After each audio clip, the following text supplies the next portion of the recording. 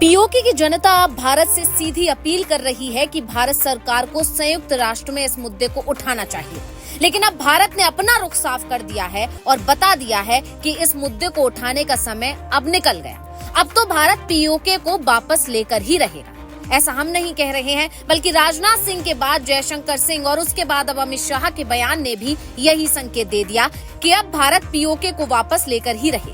मोदी सरकार की तरफ से लगातार आ रहे इन बयानों के बाद से जानकार दावा कर रहे हैं कि अगर मोदी सरकार तीसरी बार भी सत्ता में आती है तो अपना ये वादा जरूर पूरा करेगी। इस तरह के दावे क्यों किए जा रहे हैं, इसके लिए आपको सिलसिलेवार भारत सरकार के बयान बताते हैं और शुरुआत करते हैं अमित शाह के बयान से। तो अमित शाह ने पश्चिम बंगाल में खड़े होकर पीओके की बात की।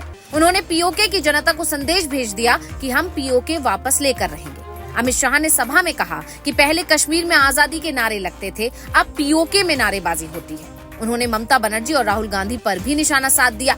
साथ ही उन्होंने कहा कि मैं आज श्रीरामपुर की धरती से कहता हूं कि ये पीओके भारत का है और हम उसे लेकर रहेंगे। मुझे बताओ श्रीरामपुर वालों, ये पाक ऑक्यूपाई कश्मीर भारत का है या नहीं है? जोर से बोलो, है या नहीं है?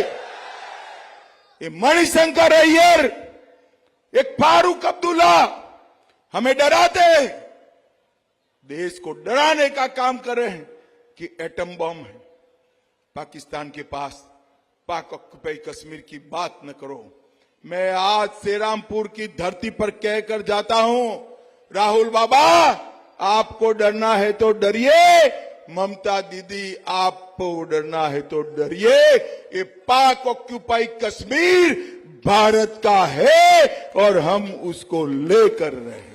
अमित शाह के अलावा विदेश मंत्री एस जयशंकर तो लगातार इस मुद्दे पर खुलकर अपनी बात रखते ही आए हैं। उन्होंने कहा कि पीओके के लोग अपनी स्थिति की तुलना जम्मू और कश्मीर से कर रहे होंगे और कह रहे होंगे कि भारत के इस केंद्र शासित प्रदेश में तेजी से प्रगति हुई है।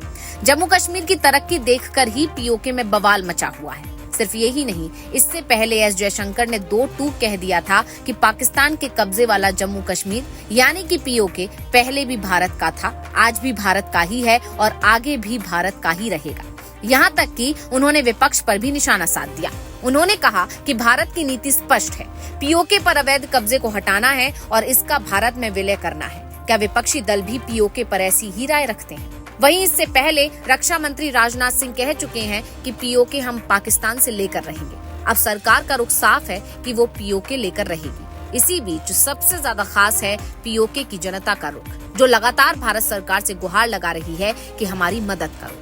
पाकिस्तान के कई एक्टिविस्ट मान रहे हैं कि पीओके की जनता की भलाई इसी में है कि पीओके भारत में शामिल हो जाए। पीओके की जनता लगातार भारत से कह रही है कि भारत अब हमें बचा लो। पाकिस्तान सरकार को शायद सपने में भी इस बात की कभी उम्मीद नहीं रही होगी कि कभी पीओके की जनता इस तरह की गुहार लगाएगी, क्योंकि जो पाकिस्तान भारत अधिकृत कश्मीर में माहौल खराब करवाता था, आज उसी की जनता उसके खिलाफ खड़ी हो गई है। गरीबी, महंगाई, ये तमाम मुद्दे हैं जिसने पड़ोसी मुल्क की सरकार की नींद उड़ा रखी है। व्यापारियों ने पहले ही गुहार लगाई थी कि शाहबाज सरकार को भारत सरकार के आगे हाथ फैलाने चाहिए।